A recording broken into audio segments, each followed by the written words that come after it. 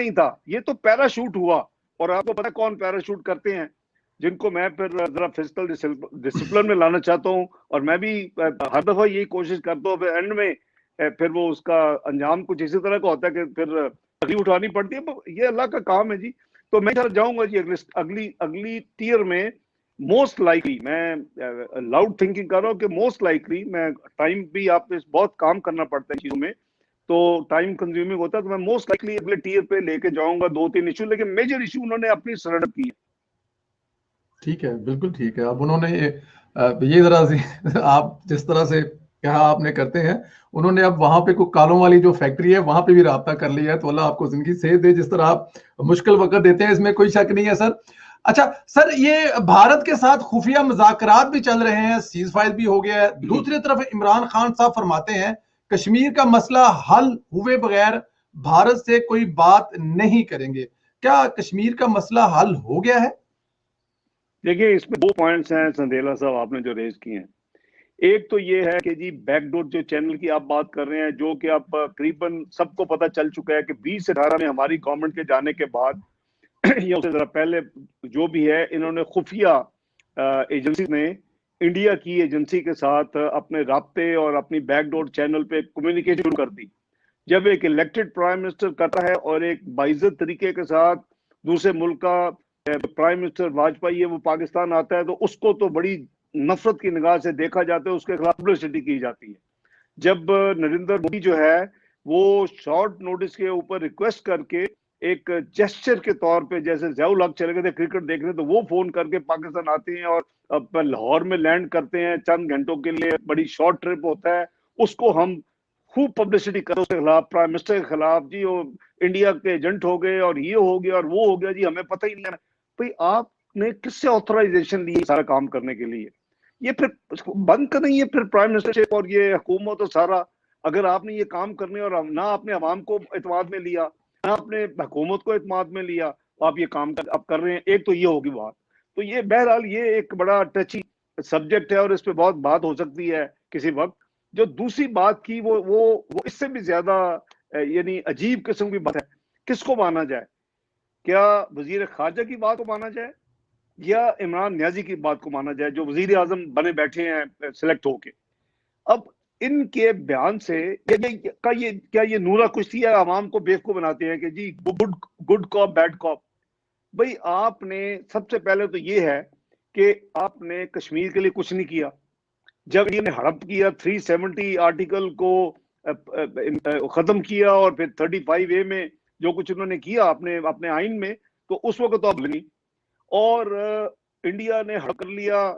आपने public consumption के लिए शाह महमूद कुरैशी साहब ने एक लंबी चौड़ी बात कर दी जी, हम OIC अगर ये नहीं करेगी वो नहीं करेंगे, हम ये करेंगे। उन्होंने ठक करके सऊदी अरेबिया के जो सीनियर तरीन डिप्लोमेट हैं, उसने आर्टिकल लिख दिया। भाई आपने क्या किया? अब हम पे क्या गिला कर रहे हैं? आपने तो कुछ नहीं किया, तो हमारे ऊपर सारा मलबा डाल रहे हैं। हम क्या करें? हम आपका काम हम करें? ये आपने पढ़ा होगा, ये जी दुनिया जी में छाया, अरब जी। न्यूज पे पहले जो बहुत दुनिया ने उठाया। वही ये ड्रामे करते हैं, लोग ड्रामेबाज हैं, काम शाम इनको आता नहीं है। अभी तक इन्होंने मुल्क की मुआशी के साथ साथ खारजा पॉलिसी को तबाह किया है। सिक्योरिटी पॉलिसी इनके हाथ हो तो वो भी तबाह कर देंगे लोग, क्योंकि इनको काम आते ही नहीं है। कहते हैं जी 100 दिन में हमें ये समझ आई, 6 महीने में ये समझ आई, 1 साल में ये आई, 2 साल में ये आई, हमें तो 10 साल चाहिए। भाई किस खुशी में तुम्हें 10 साल चाहिए? वो मुल्क का तो फिर सौदा करके तो चले जाओगे जहां जाना तुमने।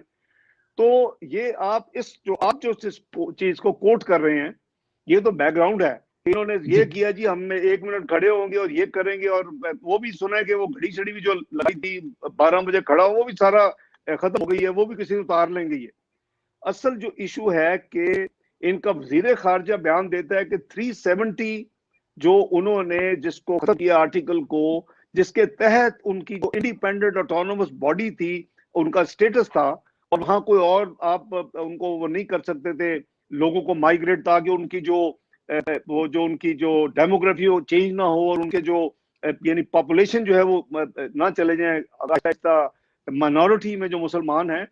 तो उसने इनके वजीर खारजा ने कहा जी वो उनकी इंटरनल पॉलिसी है, दाखिली मामला है। ये इस बयान जो आप कोट कर रहे हैं उससे चंद दिन पहले का बयान है। जी। ये वजीर खारजा जो है वो पाकिस्तान की नुमाइंदगी का वो जाती राय नहीं दे रहा होता है इन ऐसे चीजों के ऊपर।